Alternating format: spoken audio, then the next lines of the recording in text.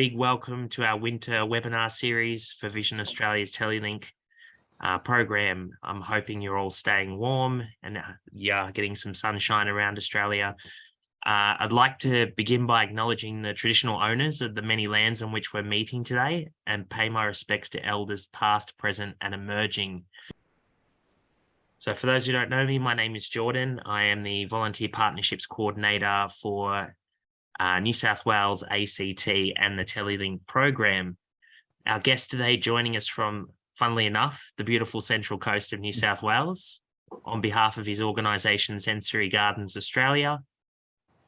We have Matt. Matt's always had a passion for gardening, but after a stressful time in his life, he found the therapeutic benefits associated with being outdoors in the garden while working for his brother-in-law's business.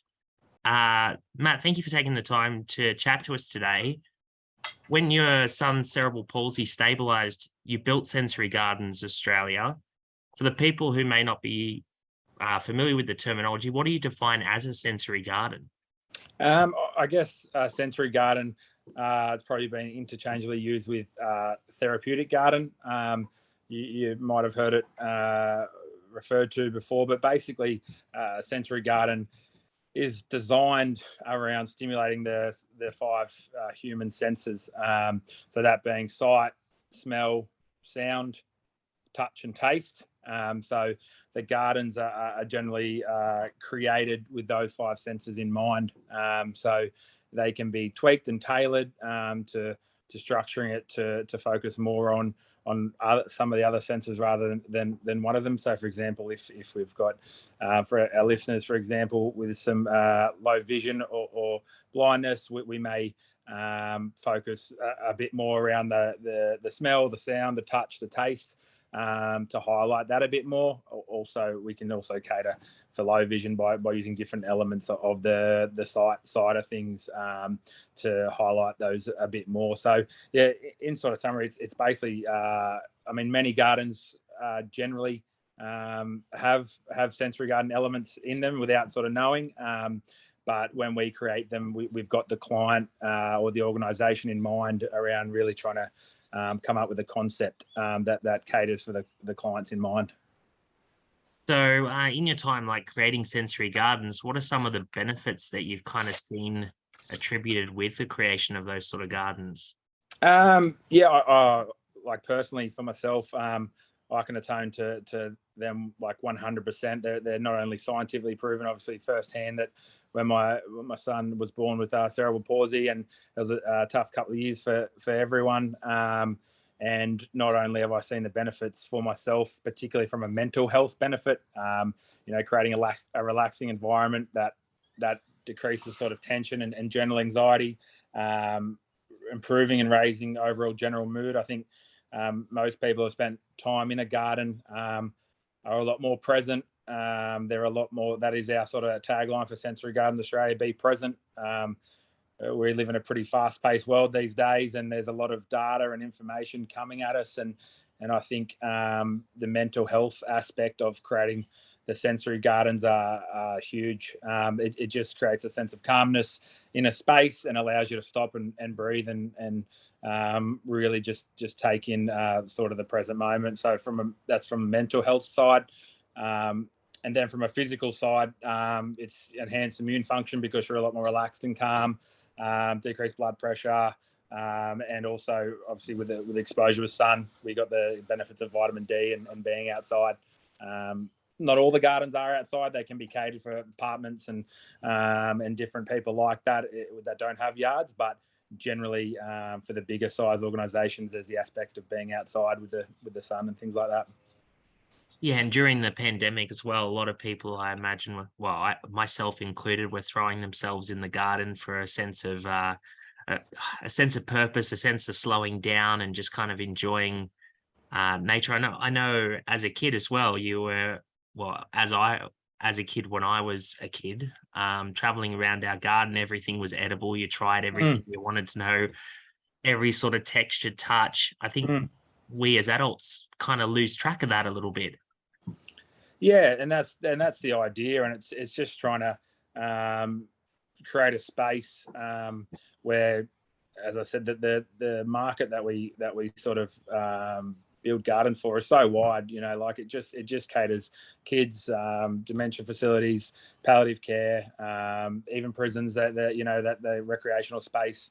They can be created for their home, residential, hospital, just schools, do a lot of preschools, and things like that. So, in getting the kids engaged, we know with technology these days, it can be a pro and a con. But if we can incorporate some of those positive aspects, but also incorporate, the ability to just reconnect and be outside, as I said, my little boy is turning 6 next week, and he's obsessed with gardening and loves being outside, and to the point, he comes on jobs with me these days, and it's just incredible to see the change in him and the improvement in both the physical and mental aspects of it. So for the purposes of some of the people that are on this webinar today, what's some of the tips of the trade to kind of encourage that exploration in the garden? In terms of like creating the garden or yeah. So like little sort of things that you sort of utilize when you're setting up the garden and designing the garden. So it's encouraging people to explore a bit, to touch, feel, taste. Yeah. What's some of the things as a sensory garden creator that I was you targeting those with low vision and blindness, or just yeah. So again, depending on the level there of the vision and whatnot, you can obviously incorporate some aspects of sight. For those that are with blindness, and we obviously can then highlight the other four senses a bit more. For example, smell is a huge one. Aromas, like our lavender, rosemary, jasmine, the list goes on. So, you can create, you can smell a garden a lot of the time before you can see a garden. Star jasmine, for example, we do a lot of properties with the maintenance side of the business down the North Shore of Sydney, and star jasmine being a common one. You can sort of smell it before you even get out of the car, So we like to highlight the aroma side of things. And then after, we've got sound. Sound's a big one then that we sort of explore. Sound can be done in a number of ways using hardscape areas. I guess we can, you've got the feel and the sound of gravel pathways, stone, things like that under your foot, which can lead into obviously different areas. Water features are a huge common one that we like to use. The scientific benefits of water have been proven sort of over and over, whether it's the ocean, the natural sounds, or we try to recreate that. We could install speakers and things like that that recreate ocean sounds, or use natural water sounds like water features and fountains and ponds and things like that. So that's the sort of hardscape side. Then the softscape, natural side, obviously we can use plants and different things that can encourage birds and wildlife and things like that, which then brings in the sounds of the natural environment. Wind chimes, another thing we can sort of use from a sound point of view. And then you've got the natural elements of using selective grasses, some non-running bamboos and things like that create that whistling sound of grasses and movement when we've got a bit of wind and things like that. So that's probably the sound side. Taste is one that has been around since time itself. We can explore. You got your fruits and your vegetables, which are your more common ones, and your herb gardens and things like that. Then we also got ones which help create space, like screening plants, for example, like kumquats. We like to use a lot feijoa, kumquats, lily pilly, guava, pomegranate. So we use these, can be used as screening and hedging plants to create zones in gardens, but can also create edible plants as well. So encourage people to kind of walk along the certain pathways as well, leading them into some of the areas that are very tactile and very scented, I imagine, sort of setting up the garden so people are kind of guided along the path. Yeah, exactly. So and that can be created. Doesn't have to be obviously general sight, but that can be created with the touch aspect of it. So we order braille plates and cards and stuff like that, so people know what their type of plants they are. You can get them customized. So those with blindness, complete sort of can still know what's inside the garden and still talk around it. Obviously, they allow you to say when an entry or pathway is coming. We keep them relatively flat, those areas, but then they also allow you to sort of introduce a space or introduce the types of plants, so you can talk around that, and all people are comfortable with what's in the space. Yeah, definitely. Look, it sounds a lot like the benefits kind of speak for themselves. Yeah. What's some of the preparation side of things that go into the creation of a sensory garden? What's some of the things that you have to do just to prep the area? Yeah, I mean, from a preparation point of view, I mean, we like to, it's probably the most important aspect of the whole job, like building a house, the foundation being the most important. From a prep side of things, if there's a job interstate or a long way away in New South Wales, we'll send out a consultation form, and that will allow, I mean, it's great for anyone, never alone an individual, but it'll have things like purpose of the garden, who's using it, how many people, resources available, aspect, which way is it facing, is it in its own microclimate like another house or a large apartment building next door, zone, temperate, tropical, subtropical,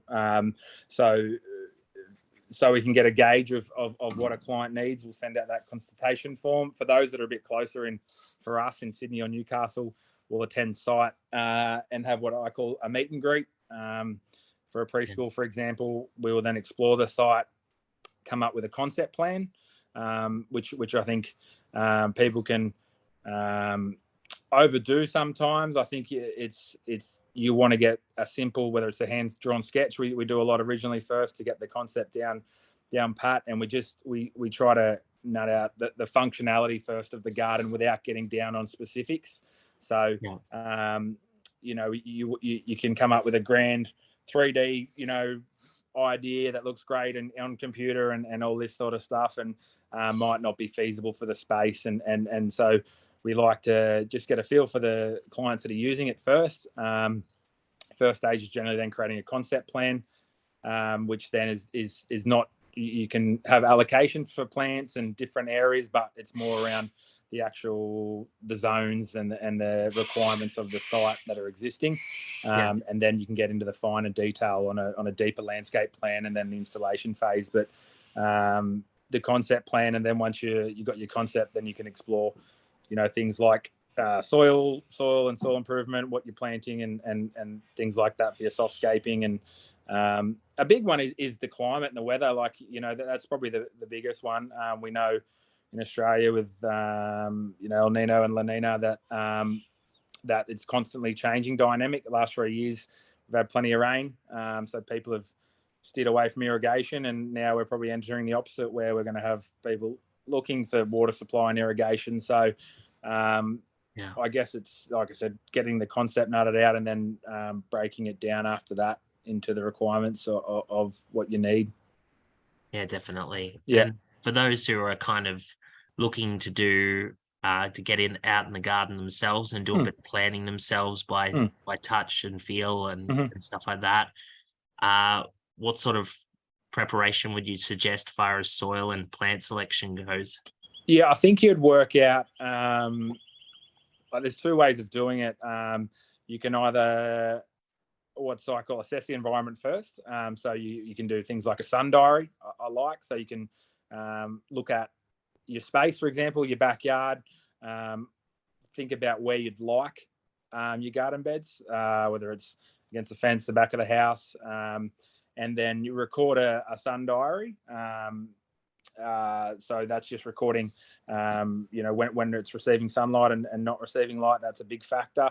If you check it at 6, 9, 12, 3 and 6 is good, because then you sort of, how many hours of light a space is sort of getting. And then that's from a light point of view. And then you got a bit more freedom to select your plants and things like that after that. So once you sort of know your sunlight your soil, because we all know that different plants require different requirements. Some, like natives and succulents, require acidic soil, a bit more acidic soils that are lower in pH, a bit more free draining. And whereas, on the flip side, with the more alkaline soils, you want to be careful that you're not mixed. You can have mixed planting, but obviously in the one garden bed, so many different plants who have so many different requirements, so you just got to be careful with your selections and knowing. I always go the concept of less is more, and really looking at the requirements of your plants, and then you can test your soil with pH kits, and if site being an issue, you can test with structure and feel. So you can do some digging and feel the soil. If it's pedal or moderately pedal or strongly pedal, meaning it, the strength of the soil will allow you to sort of know the structure and if the soil's free draining or not free draining. So it doesn't have to all be about site. There's plenty of ways you can do it with touch and things like that with your soil. And like testing, obviously, for clay and that sort of thing, if it's not easily breaking apart in your hands and things like that. You've probably exactly. not got free draining soil in that instance if it's quite clay based. Yeah, with clay, I mean, it's actually quite nutrient dense. It's when clay is compacted that that doesn't allow it to be free draining. Okay. So depending on how much clay you've got, we'll often, like natives, you don't see them in the bush going around improving their soil or irrigating them. They find a way to adapt. So I think, again, people can over irrigate, they can over fertilize, they can, and the plants become reliant upon that, and you've got to constantly keep it up. It's about finding that balance between giving them enough versus overdoing it. For example, sports fields, they're irrigated and fertilized nearly every day or second day, but you've got to keep doing that once it's done. And so you've got to be selective in how you maintain them and how you and what you pick, I guess. So like if you've got a heavy clay-based soil, my advice would be to turn it all over, get some drainage through there, break it all up, add some organic matter, and you can create a free draining base as long as the profile's not too thick. Because if you go in, remove it all, and bring in all new soil with all new nutrients, once it gets through that profile, if you're only doing it a couple of 100 mil, it's then hitting old existing stuff, and it's going to go into a bit of shock, not knowing sort of. So it's about bringing in the existing environment, bringing in some new, giving it a good start, and just sort of following it from there. Yeah. So far as sort of beginner plants that are pretty bulletproof, what's some of the ones that you would recommend for somebody who's a beginner trying to set up a sensory garden? Yeah, I mean, it all comes down to sort of what you're looking for. If you're looking for smells, aromas, your jasmine's a great star jasmine. And that's a climber, isn't it? So setting it up a trellis or something like that? Or... Yeah, exactly. It can be used as a climber. It can also be used as a ground cover or a border plant, or an understory plant, which means if you've got a feature tree planted en masse around the bottom of it. So they're quite hardy, vigorous, but with a little bit of maintenance, is a sort of a great plant to use. Plenty of ground covers, which are nice, which can create that tactile texture effect on your feet. So things like dichondra, which is kidney weed. These days you can buy them in what's called plant tiles instead of little tiny ones, which will eventually spread. It's commonly these days that you create pathways out of plants and shrubs with ground covers like dichondra. You can get it in silver, kidney weed in green. Can create that tactile feeling on your feet, but also can be a good alternative to using instead of using it as a hardscape area, like a hard concrete area, which creates a lot of heat. Has its place, but or can use some steppers, and then plant around that. So they're great ground cover plants or border plants. Then you've got your staples like your lavender, your rosemary, things like that that are quite hardy. Give off plenty of aroma. So they're sort of some good selections. And I mean, you've got, again, depending on how much time you want to spend, you've got your fruits and your veggies and things like that can create food, but also create some fun in trying to grow and sort of do a bit of your own propagation and sort of growing in your backyard. Yeah. And I would say probably seedlings would be best for some of our clientele, so they can kind of feel around it and be able to know exactly what they're working with when they're planting it. Yeah, exactly. And I mean it comes down to being patient and playing the waiting game, which is nice. So you get the benefit of, obviously it's very cost effective with the seedlings as well. You can purchase them in bulk quantities, and you're talking a couple of cents a seed, as opposed to something that's 3 or 4 years old that you might be paying $70 or $80 for. And then you can see the timeline, right? It's the benefit of doing it and creating your own space. You can see it from initial installation right through to sort of maturity and things like that, which is obviously very rewarding. It's you got a bit more patience with that one, because we all know that's why we pay nurseries for the plants, because they've put the time and effort into them. Whereas if we've got the time and we're willing to be patient, then the rewards are certainly there from a cost and a health and a aesthetic point of view, that that you've sort of and the benefit of that is it gets used to the conditions, right? Like you buy a plant from a nursery and it's got used to their conditions, and you're putting it in different conditions. So the added benefit of planting from seed is that it's been in the same environment from the get-go. Yeah, and you can also, leave the labels on it as well. I know Absolutely. during lockdown, my kids got all of those seeds from the Woolworths things, and I've found things sprouting up everywhere that I got no idea what they are. Yeah. So that's generally, you can't kill the weeds, and you can't keep alive the things you want to keep alive. And I had a pumpkin vine grow that I had no idea where it came from. I thought it was a cucumber vine. Yeah. So I guess for the purposes of our clientele, the fact that they can leave the tags on things as well to kind of identify what they are, if they've got them as seedlings as opposed to seeds, they're going to know what's weed, what's not. Yeah, absolutely. And I mean, if I'm going to defend your kids, anything can come from wind blowing in. It can come from birds. Seedlings from birds can spread things quite easily. So not defending your kids for planting whatever they plan and not telling you, but there is a number of ways that the pumpkin vine could have come in. So we'll let them use that as an excuse. We'll let them off the hook. Yeah. So what's in your shed, mate, far as sort of getting us set up in the garden? Like, do you have set things that you'll keep in your shed at all times? Give me a bit of a breakdown of some of what you've got in your shed. Yeah, I mean, our shed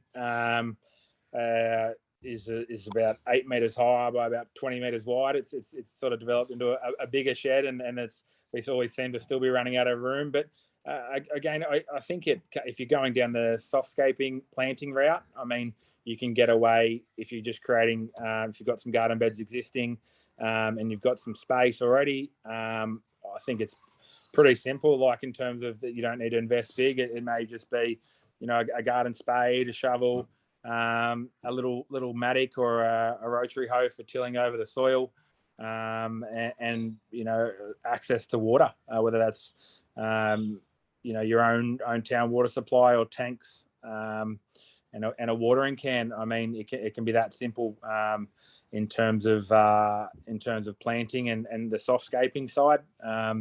Depends how big the project is. Obviously, the bigger you get, the more you want to look at maybe some petrol powered machinery, like we use rotary hose, larger petrol rotary hose for bigger garden beds for turning over the soil, getting down a couple of 100 mils and prepping it and that side of things. And then with the hardscape areas, creating, then it's another whole nother level. It's your saws and your machines, your excavators, your skid steer machines, concrete mixers, and jackhammers, and the list goes on. But I mean, for someone just residentially in their own house, in their own garden, very inexpensive way is just spade and shovel and a rotary hoe and some water. The rest is sort of a bucket, potentially. The Bunnings 6-litre black buckets are great for hand weeding, and then also for mulching and spreading and things like that. So $100 and a few tools and a bucket and a watering can, and I mean, the rest is pretty sort of straightforward.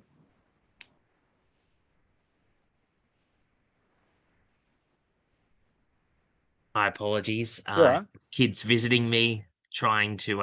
They all want to be stars on the webinar. That's when they want my job. I got my boy asleep at the moment, so I'm just hoping he stays asleep till the end. So, do you have any sort of fertilizers or brands that you would swear by? You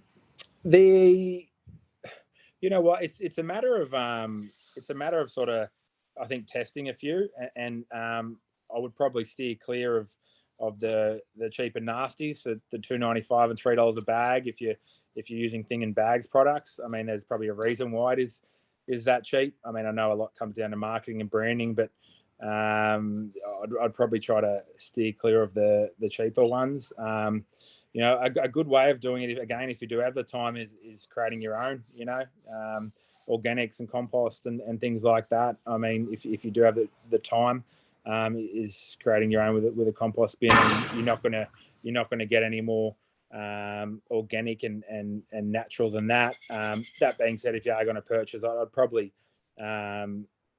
start with the mid Osmocote and things like that are great.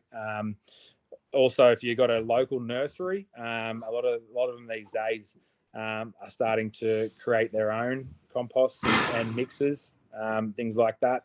So I'd start with, if you're going to go your traditional Bunnings route and things like that, probably, as I said, steer clear of the lower tier ones. Start at a mid-range one. A good way to do it is the old just testing. Try a couple of different bags of each, and use it on a separate part of the garden or garden bed, and do your own research and testing, and get a feel for it, because some plants don't need as much nutrients than others, and some need a lot more. So it's about knowing your plants and things like that. But mid-tier range for potted mixes, try your local nursery, because they'll often have their own mix that they've been creating. And then the third alternative with time is creating your own organic and compost at home, and using that. And on average, how often would you sort of utilize fertilizers and mulches a year? Like, would you do it on a rather frequent basis, or, as you said, would that be encouraging the plant to basically rely on that? Would it be, do you have like a set process in mind yourself where you back every couple of months, or? Well, the general guide I like to go by, as I said, sports fields and big places like that, they're on 304 mils of sand. Those fields, they need a lot of irrigation, a lot of fertilization to keep them alive, because it's so free draining, those turf areas. Whereas as a general guide, and they obviously need food, and they need a little boost here and there. So I like to do it in the shoulder seasons, what I call it. So that's in spring, here on the East Coast here, coming out of that cooler season, when the soil temperature starts to heat up, around that October long weekend, late September. So preparing it for the upcoming heat, and this year is supposed to be fairly dry. So definitely recommend, even more so, that spring fertilization to get things nice and healthy before the harsh summer heat, especially if we're not going to get hardly any rain this year with what they're saying. And then the other side is probably coming out of the harsh season, coming into the cooler season, particular for turf areas and things like that, getting it as healthy as you can before it enters that dormant cooler season, because we know not much happens from a growth point of view in the cooler seasons, because from around April, May here, particularly on the East Coast, the soil temperature starts to drop right down. And as soon as that average temperature drops right down overnight, things start to become dormant, and the growth slows right down. I think people see that and think I have to do nothing, no maintenance at all. But I think it's a really good time to do a lot of preventative measures, like your pre-emergence, so you're not chasing those spring weeds, getting pre-emergence in so you don't even see them, for turf particularly. So you're not chasing the bindai and the clover before it's too late. It is a proactive approach because there can often be nothing wrong, and you've got to convince the client to try to be a bit more proactive. But it's definitely the way to go if you've got time and you've got a good plan in place. Then by spring, instead of chasing your tail with weeds and things like that, you can focus on maintaining them and pruning them and keeping their shapes and keeping them healthy. So in short, twice a year, shoulder seasons, spring and autumn, and again, depending on what you've got, indoor plants, sometimes potted plants need a lot more care. Again, depending what they are, need a lot more feeding. I like to use the shampoo and conditioner method. The shampoo being your heavy fertilizer and might be twice a year, whereas your sea salt products, things like that, like your conditioner, which you can do monthly for your potted plants and different things like that. So twice a year, and then knowing your plants again and what they need. So it's like Zanzibars, for example, inside plants, the hardias don't need much water. I fertilize them annually, things like that. So yeah. And certain trees and things like citrus, that sort of thing, pruning back, I'm guessing, when they're not growing. Yeah, good prune back, good hard prune back in winter. They say getting some airflow and creating, keeping your main branches and keeping things a bit more vertical and keeping some main trunks and clearing that internal branches out to create some airflow and things like that. They enjoy a nice prune back in winter. A good fertilizer and a good mulch can put it in good stead for a nice fruiting sort of season. So that can definitely be one of those winter tasks if you've sort of got some fruiting trees in winter. Obviously, making sure you're wearing gloves for the thorns and all of that sort of stuff as well, I think. Yeah, exactly. And there's a huge range of it's taken me a while to sort of explore them. There's a huge range of gloves that obviously with the rigging and leather gloves, you lose a bit more flexibility and a bit more freedom with grabbing, but they're a lot more protective. And then if you want to use those nylon gloves, which we have, just find a really high rated one, because the thinner, cheaper ones, might be okay just for general weeding and things like that. But any rose pruning or citrus pruning or bougainvillea, anything like that, there's not going to be much point in using them. Yeah, good point. Yeah. So for those who are kind of exploring their garden and feeling around their plants to kind of ascertain whether they're healthy or not, what's some of the signs to look for healthy plants by touch? By touch, yeah, probably touch is probably if it's, I guess, the dry and wilting, again, whether that's be turf or plants. I always say that they'll tell you via touch, and obviously if sight is a concern, touch becomes the predominant way to sort of to detect an issue. So it is if it's sort of dry and crispy. Also, that's probably going to tell you that it's probably underwatered and wilting and things like that. On the flip side, we know you can overwater plants. We've seen the last few years that a lot of plants have suffered with too much water. So potatoes in particular.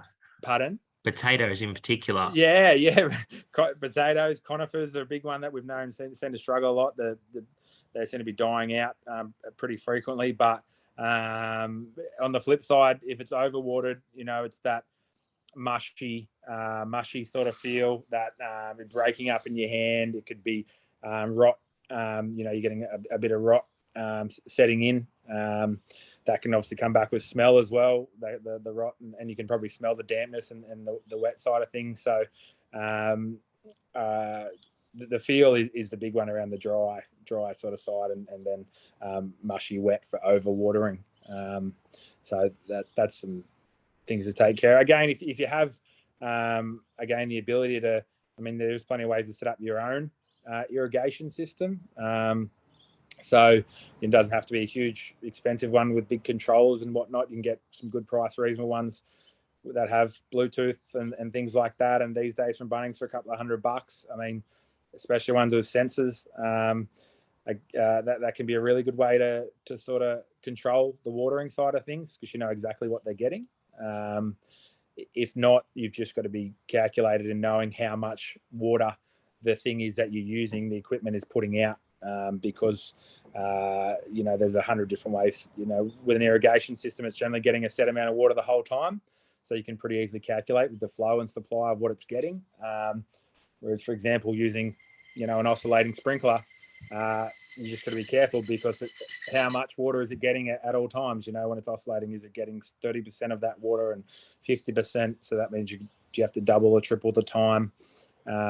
Watering can, you know, it's the decent one holds 9 liters. You know, do you use a fifth of the watering can? Do you use half it? You know, so a lot of it's experimenting and working it out yourself.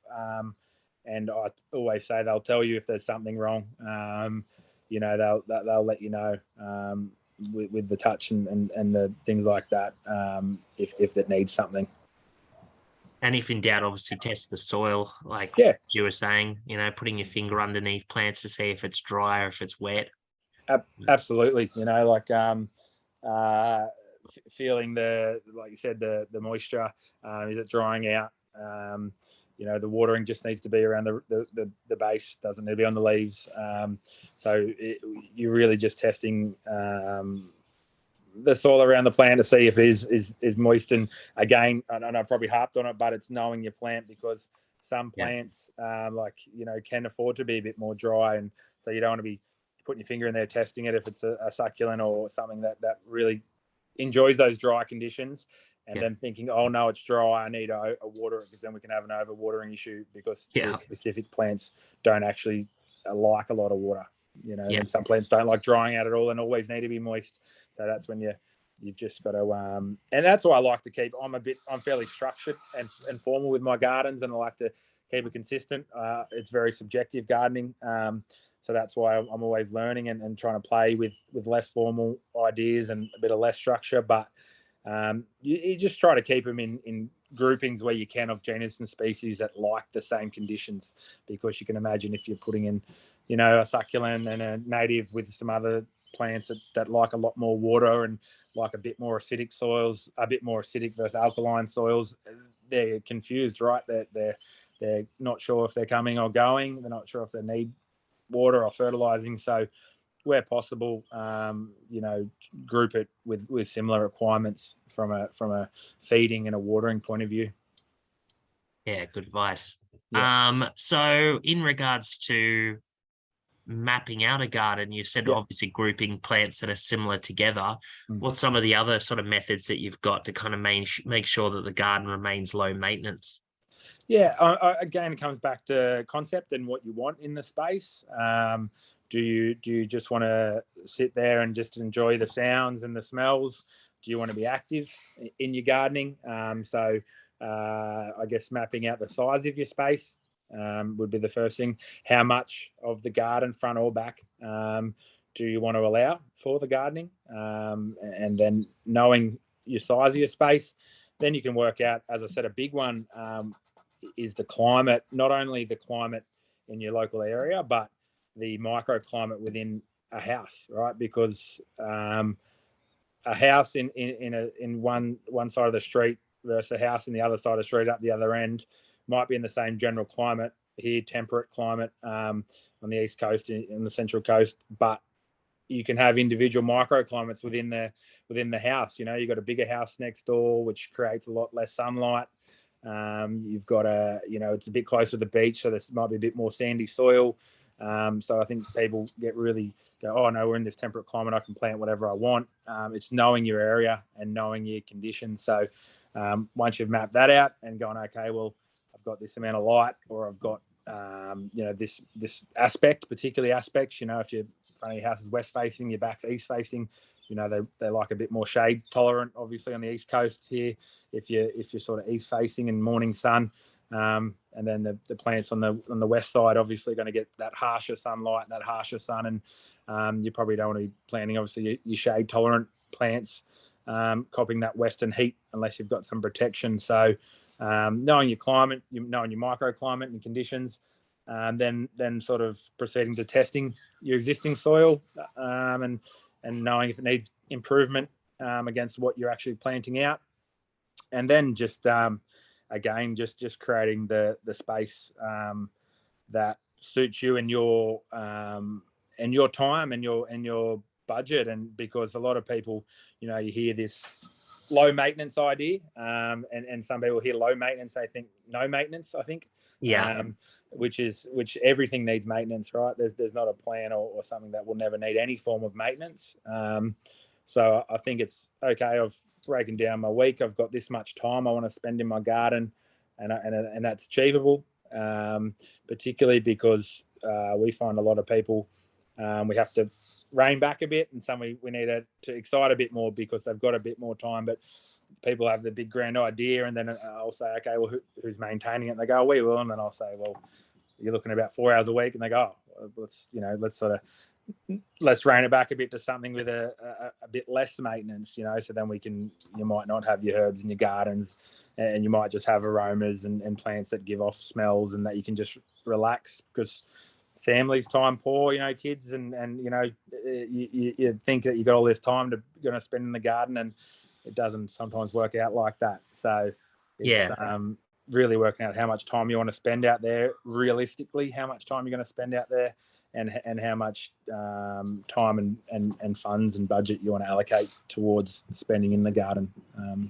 Understanding as well that plants sometimes just die and there's nothing you can do about it. It just happens sometimes. Yeah, exactly. Like you can do everything right. You can pick the plant for the spot and the sunlight, and prep the soil and do everything perfectly right. And then it could be a nursery issue. It could be an environmental issue like the rain, which it gets just too much rain. On the flip side, not enough rain, and it just doesn't work. So again, I guess an important point of that would be, if you're concerned or you're not quite sure, it'd be just experimenting and starting out before you go and purchase 30 plants, 2 meters high, and then you go, oh, none of them are working, So it's experimenting, which is part of the fun. What works and what doesn't work, because, as I said, one work next door, neighbor tells you how good this is, and you buy it, doesn't work at your place, So start small, and test it and experiment it, and then they'll tell you pretty quickly within a growing season what will work and what won't, And especially in things like spring as well, utilizing what you sort of touched on regarding sound as well. If you've got a lot of bees and a lot of birds and a lot of sound around your garden, chances are your garden's probably pretty healthy. Well, they need to part of the micro, they need to feed, and they need to be obviously flowering and have different sorts of supplement for them. So there's plenty of native bees and things like that. We've got plenty of childcare centres that we look after from the maintenance side that embrace the native bees and things like that within a controlled environment. So there can be plenty to be said for creating an environment that encourages the birds and the bees and butterflies and things like that. So looking at the other end of the spectrum, far as pest control goes, what's some of the things that you would recommend for maintaining pests in the garden? Yeah, pest and disease is a big one. Again, you can get a feel for that with different. It doesn't just have to be site with feel. Things like scale and white scale and aphids and different things like that. You'll feel on the leaf, for example. So with that, it's more of a and it comes back down to a conscious decision with how you are with sprays and things like that. We try to use them as least as possible, and what we talk about, the elements of control and the hierarchy of control. There's if you pick it up early enough, it could be simple as just wiping the leaf. If you're picking up a bit of scale or things like that, sooty mold, you can wipe the leaf if it's not too bad of a sort of infestation. If it's bad, it may need an application of an eco oil or something like that, which is a bit softer initially. Then there's some harsher products out there that some people are okay with, and then some people aren't, and that's fair enough.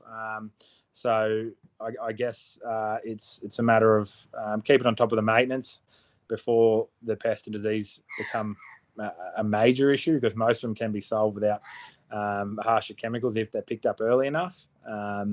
and then it's about how you feel with different sort of natural. There is plenty of natural things out there like Slasher, which is an organic application more for weeds, predominantly a bit of vinegar, and it's more of a non-selective, so whatever it touches it'll kill and sort of just burns it off naturally. It's just a matter of identifying the pest and disease early, putting a maintenance plan in place, because there's thousands and thousands of pest and diseases out there. But it does come back. We find with our clients that are most successful is the regular maintenance and the early identification. And then you're sort of not having to use those harsher chemicals and things like that. And I guess as well, attracting predators as well to some of these sort of pests. I don't know if it's an old mother's tale, but my grandmother was always pretty heavy on, you want as many lady beetles in your backyard as possible. You got sort of any advice on sort of encouraging some of those sort of bugs into the garden? Yeah, well, I've probably not from the ones that are encouraging the good ones, but there's plenty of ways. I know a lot of people on acreages and big places like that with their sensory gardens have a lot of issues with sort of native animals. Your foxes, your wombats, that sort of side of things, and by using aromas like onion and big and highly scented things to scare them off, and there's a number of different ways to try things. Aroma and golden retrievers. There's probably a couple of those on the call here today. Golden retrievers, keeping them out of there. Yeah, absolutely. The guard dog, depending on what type of animal it is. Again, unfortunately, with the pest and disease and the animals and different things, there's what works for some doesn't work for others, and a matter of the trial and error for the ones you don't want in, and then the ones that you do want in. Encouraging the good ones and trying to discourage the negative ones, the ones that are going to affect you a bit more. So we're getting close to signing off today. Yeah. Obviously putting a shout out to any last questions that any people may have. Once again, if you are using a screen reader, the keystroke is Alt-H. Matt, I often have spoken to any number of gardeners, and I love to hear their answers on these sorts of things. Yeah. What is your favorite oddball plant in your own garden? Have you got something special that you think, that's pretty amazing, or something that you wouldn't traditionally associate with having in a garden? Yeah, I like the choc mint. Yeah, right. Yeah. Yeah, it's probably used a lot in childcares for the kids. They sort of botanical name is Mentha piperita citrata. So it's a cultivar, obviously, with the peppermint plant. Enjoys a lot of sunlight. Gets its best taste and sort of aroma and with plenty of sunlight, at least 5 or 6 hours a day. But is not a traditional edible like your fruit or your veg. It smells like I'm not a big mint slice chocolate fan, but I know plenty of people who are. But it actually smells and tastes like a mint slice. So it's a great plant that gives you aroma, edible, that's safe, non-toxic. So a really good one to sort of play around with and get people, close their eyes and tell them see what they think of when they smell it and taste it. Yeah, it's always the mint slice. Yeah, that's a good one. Gets a bit like any mint, really. You got to make sure you contained it somewhere though, because it can get a bit crazy. They do run a bit, but again, if it's in its own space or with a garden bed, with a bit of maintenance, it's you can certainly sort of control the space that it's in. But very hardy too. Like if you got the kids and they're running around and they run over the top of it and pulling it out of the ground. That'll control it, yeah. yeah, they'll do their own self-control. But it seems to withstand the test. Dogs love it as well, which is if it survives in a childcare centre, it can survive anywhere, I think.